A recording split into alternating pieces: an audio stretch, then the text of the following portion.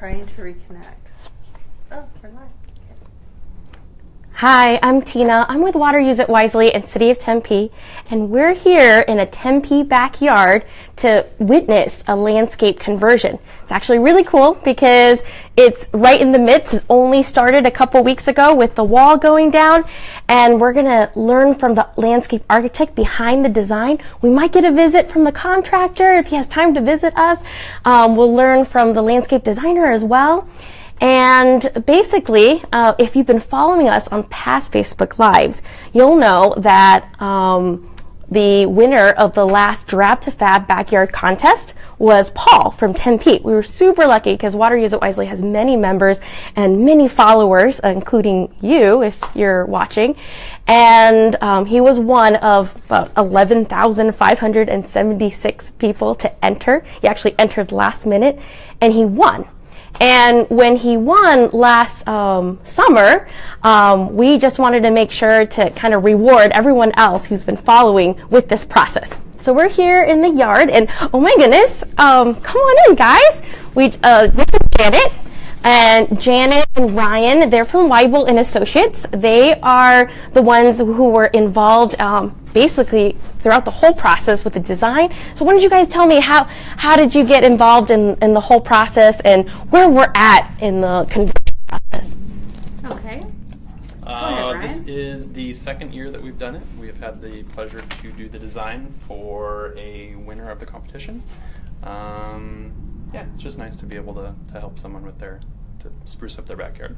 Yeah, well, we're really excited that you all are participating and helping, volunteering even a lot of the design work and a lot of your effort. This reward was actually worth $9,000, and it's going to look beautiful. And if you guys want to, at any point, check out our website, wateruseitwisely.com, or look through the past videos. You'll actually see what it looked like before. Could you two speak to that? You know, what was the condition of the drab landscape? Back here, there wasn't a whole lot back here. There was kind of a tipping mesquite tree that was on just kind of close to dying. The majority of it was covered with grass that was kind of on its way out. So we just wanted to create. Paul had some specific ideas about what he wanted to do back here in the backyard. Yeah, so we tried to just meet his requirements as best we could. In addition, we have the stipulations of the contest is to reduce the amount of turf after design to 20% or less of the space of the backyard, which we have done. Yeah. And Ryan actually did the design, and he's created a great planting space back there. You can see that trench in the middle of the yard, and that's going to be the edge of the grass. So Paul's going to step off of the patio into a grass area and then have a planter area beyond, which also will function for retention, which is greatly needed in this backyard because the alley is higher than his backyard. Oh my goodness. Great planning originally. Like a puzzle. And in case you guys haven't seen, although these pictures are on our other video, but this is what the landscape is going to look like afterwards from different angles. And I just love this example because it is an example of how you can save water while still having the landscape material that fit your needs. And that's what Paul said at the very beginning, was he was hoping to have a dog. Yep. And so he wanted to have a little space. And so it was exactly like a functional amount of space in a shape that is easy to take care of. And from these pictures, it kind of looked like a lot of grass, but now in person, we can see this section right here. Is where the grass is going to be? Yep. Awesome. And where does it end over there? It ends over here just about 10 feet out from the wall. Okay, beautiful. So still an awesome amount for a dog, and then some structural interest, because it looked like from the pictures that the landscape desert part is a little bit higher. It's actually a little bit lower. Oh, it is a little bit lower. So okay. From the top of the patio here, it's actually a foot lower down in the kind of more desert planting area. Okay, nice. And that was to deal with the retention issues. Yeah, because the water comes in from the alley. It actually floods into the yards, so we wanted to keep that area a little bit lower.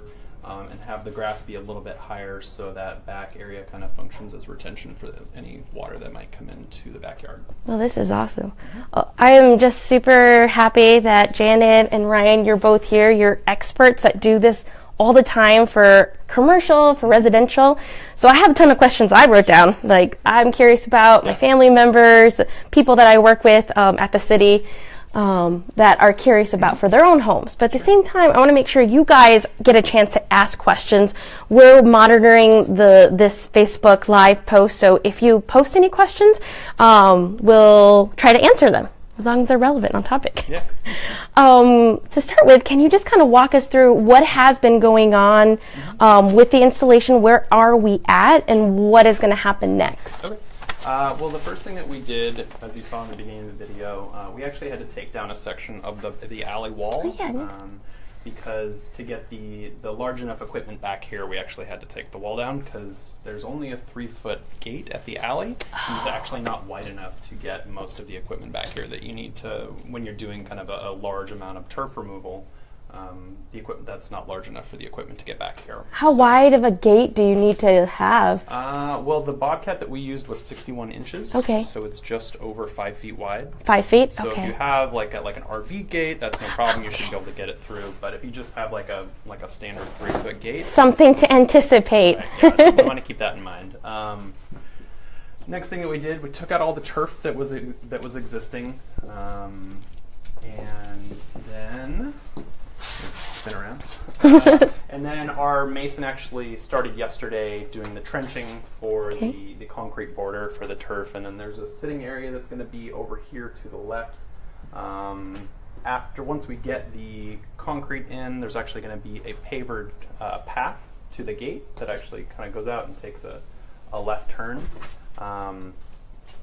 And then from there we move on to planting, and since the grade does drop pretty far from the top of the patio here, we're actually going to have to import a good amount of soil just to get everything level. That's funny. Yeah, I do feel like with a lot of landscape installation, it's like you take out a lot of soil and then you have to bring some back in. But I believe you had mentioned this before when we were talking. Taking a lot of that soil out really helps with getting rid of this grass here as well. Yeah. With this project, we wanted to kind of minimize that because we knew that we were going to have to bring soil back in. So we tried to leave as much of the soil as we could while we were going through the turf removal process. And with most turf removal processes that you've been part of, I mean, do you recommend actually taking out a lot of the soil versus just killing the grass? Well, it depends on the type of grass. Certain grasses, their roots go really far down, and even if you do like a scrape at the top, there's a good chance that the next year, once it starts growing again, those seeds are still under the soil. Okay. So the grass will pop up in some big headache afterward. Yeah, so it really depends on the type of grass that we use. We're using a mid-iron sod for the replacement. Okay. And that's something that can be overseeded in the winter. So to kind of keep it, nice and lush during the kind of the drier months. I appreciate you mentioning as well the different types of grass depending on the grass that you have. If the homeowner decides to kind of kill that grass, right? You have to make sure that grass is alive before you kill it. Yep. So if it's a warm season summer grass like Bermuda, you'd want to do that in the summertime. Yeah, you want to. If you do use any type of topical chemical, you want to make sure you do it while the grass is growing, because if you don't, it doesn't affect the plant essentially. And you just want to make sure you read the labels on the chemicals very closely. Do a little bit of research, find out which ones are most appropriate for that type of grass, because there are some chemicals that stay in the soil. So if you do leave any soil behind, there's a chance that chemical may affect the things that you're putting in the ground. Yeah, chemicals get a bad name, I think, because of the way that we use them. But they're not necessarily bad. You just have to make sure that you know exactly what your goal is, and then Yeah, you just want to make what that chemical is designed for, and exactly how much you need. Make sure you're using them appropriately. Yeah. Really good things that we're learning. Hope you guys are enjoying it too, and please feel free to jump in with any questions at all about the landscape design process. So we've basically now, this is the grass, that's where the footer is going to be, the concrete dividing the sections, and then there's the hardscape then? This is actually, so the whole everything that's trenched out right now is going to be essentially what's a concrete curb. Oh, okay. Sort of creating, just sort of differentiating the spaces. There's going to be a sitting area with a fire pit over here to the left, and that's going to have a fine decomposed granite that actually will be compacted, and then it'll make a hard surface to be able to, so Paul can have friends over, have a fire pit, hang out in the cooler months. And then it's using as a border between the sort of lower planting area and the turf. We have a question. Looks like, is there a good way to get rid of grass without chemicals? If yes, what is it? From Anov. Well, it depends on the type of grass, like I said. The best way to do it, you can do it in a number of ways. You can sort of turn off your irrigation, wait till it dies, make sure it's as kind of as dead as possible. Make sure you don't see any growth for at least like a month or two. If you don't see anything, you can usually just do like a scrape. You can take off about 2 to 3 inches, and that should get most of it, unless it's one of the more sort of tenacious types of grass and it just depends on the type of grass. Yeah, and the Maricopa Cooperative Extension Maricopa Cooperative Extension actually has some guides as to how to properly remove grass as well. So depending on your type of grass, you may want to go and look at their free resources. And actually, if you grab that brochure that's light blue on top, our water utilities, including City of Tempe and all the other Arizona Municipal Water Users Association cities and towns actually have some free guides, and one of them is good reasons to take out your grass, and it goes over some best practices on how to do that. But yeah, without chemicals, it can be very difficult. So kind of look at all of your options and look at your grass and really consider that. Thanks for your question, Aina. All right. So you had mentioned that there's going to be some kind of decomposed granite here. Is that the type that you're going to use as top dressing for the rest of the desert landscape? I know it's really important not to leave it bare because we want to reduce that erosion, help maintain moisture in the soil. What kind, is that the same kind that's going to be used up there too? No, or we're down actually there? We're going to use 2 different kinds. Oh. So for the sitting area, we're going to use a much finer, almost a sandy material.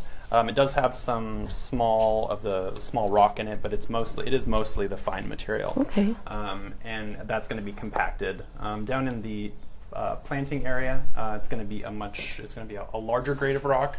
So it's still going to have that fine material in it, but it's going to have a lot more of the larger gravel rocks that you're kind of used to seeing, say, in other planting areas. So we're going to keep that larger. So is that more visual? Like you're picking the big rocks for the desert areas that are just for looking at, not walking on? Yeah, it looks better? Yeah, you're not doing a lot of walking there, so you can use a larger rock. And over time, it kind of gets a more kind of natural look to it as it rains and as the finer stuff sort of sets and settles. It just looks a little bit more natural, so it doesn't look like a big gravel field. And then the one over here is already small to begin with.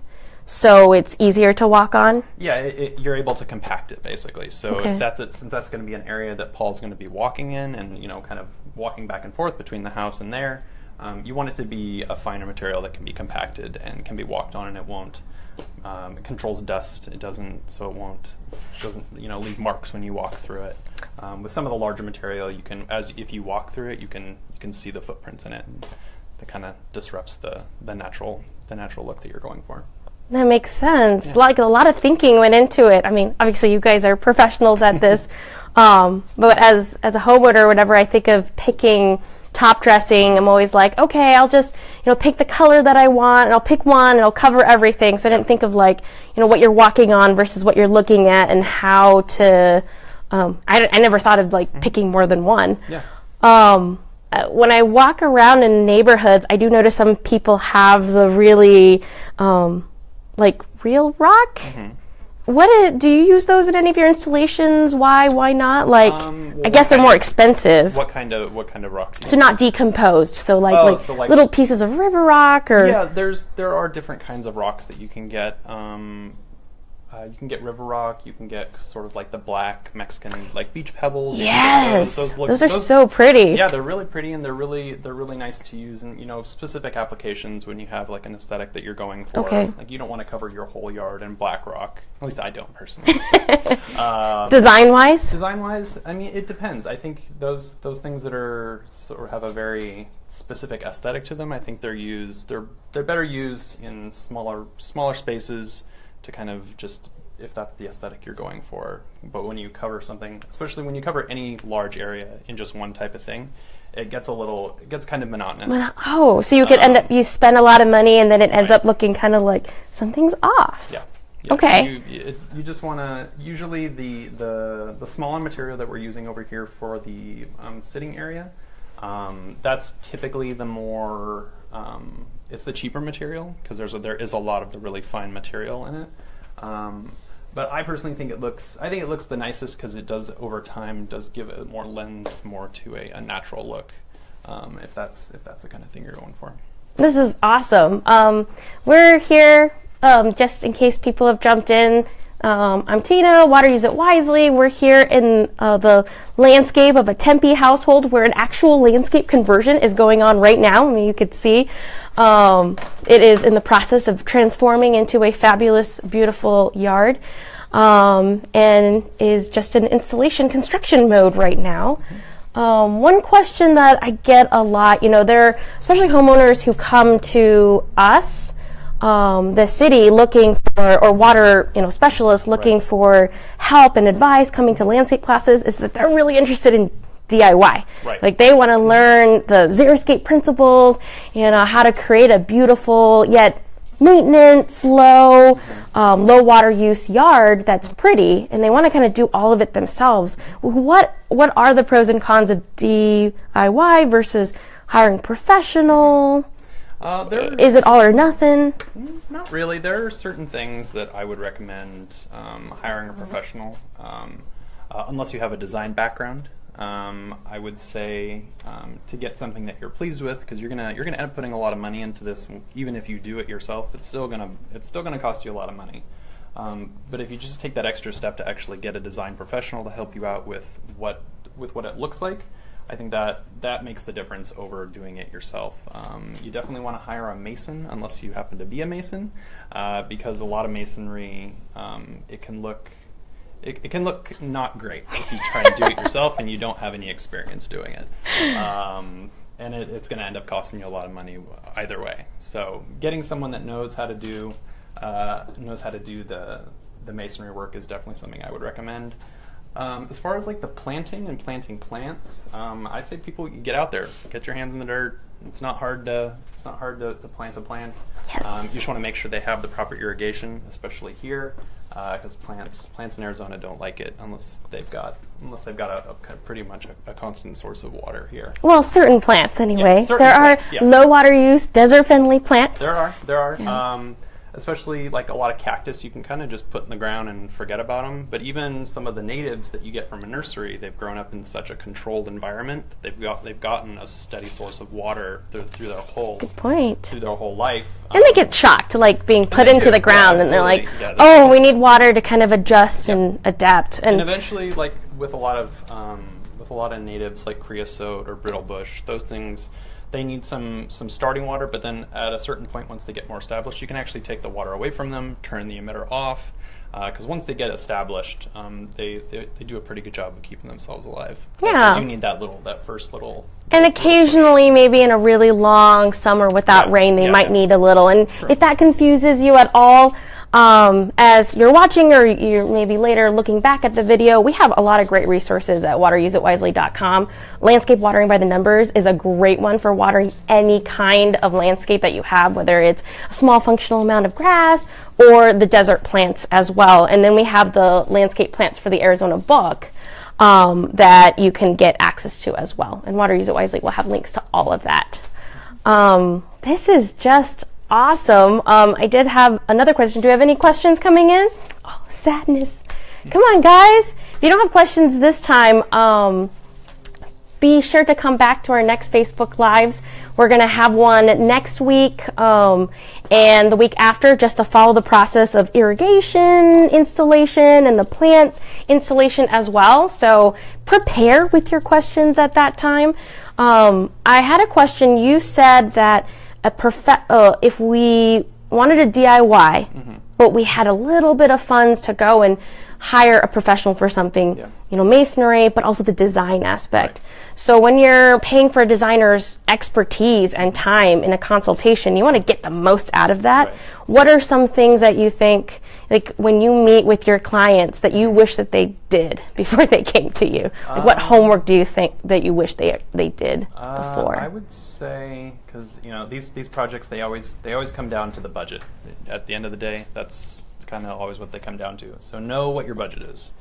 Understand that the things change with with the construction process. There are going to be delays probably. We even had a slight delay with this project, and it's just something you kind of need to factor into your expectations. But budget, know how much money you want to spend, and let your designer know that look, this is how much money I have to spend, and then they're able to design within your budget. Okay. Because you can do a design and then the client loves it and you say, oh, it's going to be X number of dollars, and they tell you, well, I only have half that amount. Like, okay, and then you got to kind of work backwards from there. So just it could take more time, get a little bit more expensive. Yeah, having an idea of what you want. If you've seen pictures of things that you like, always bring those in. Just let the people know. Like what you're expecting, and then we can do our best to kind of meet those expectations. Very nice. Yeah. Awesome. Well, I don't know, were there any questions that you guys had? Yeah, I'm here with some other colleagues of mine or whatnot. Oh, okay, yeah. I almost forgot to mention Lenny because he's been sitting here right in the middle. Just in case folks have missed the original, some of the other videos, can you give us the background on Lenny and why Lenny is so special?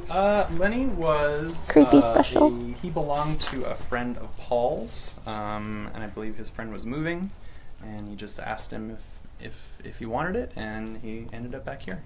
Very cool. And how did you guys get Lenny here? Like anytime I have something big like this in my yard, I'm like, how do I not ruin and break it? We had one of our contractors actually, because he used to be out in the middle of the yard. Yeah, I remember that the first time we were here. Mm-hmm. So we had them move him with a couple of guys on this dolly here, and he's solid concrete. So he oh wow, must have been heavy. Yeah, he weighs a couple hundred pounds. I can't even shift him. No. So you just, if you have something like that, a sculpture piece or something that you don't want damaged, you just want to make sure that, you've got enough people to help you move it. What about boulders? I don't know if anybody, there are existing boulders in yards. Yeah, those, a lot of times with boulders, they may not look that heavy because they look smaller, but you typically need a piece of equipment to move boulders around. Really? Like a bobcat, typically, yeah. Oh my goodness! Even a small boulder that's only like 2 feet wide by maybe a foot tall. It looks small, but so not this kind of process. Like you need something a little more special. Yeah, you would need something like get some straps on it and actually probably have a piece of pretty heavy equipment to move boulders around. Cool. Yeah. Well, gosh, I really appreciate your time, and Janet, your time as well. It's just awesome working with such great professionals and experts, and we really appreciate Waibel Associates and everything you guys have done for the Drab to Fab backyard rehab. Well, we're Water Use It Wisely. We're signing off just for now because next week, again, we'll be back with irrigation layout. Super important for long-term health, maintenance of your yard. And if you're concerned at all about your utility bill, that's really where it starts. You got to have a good irrigation system in and all the good parts. So we'll be talking about that next week. And then the week after, we'll come and kind of examine some beautiful low water use plants that Paul's going to have put into his yard. So super exciting. Don't miss out, and see you guys then.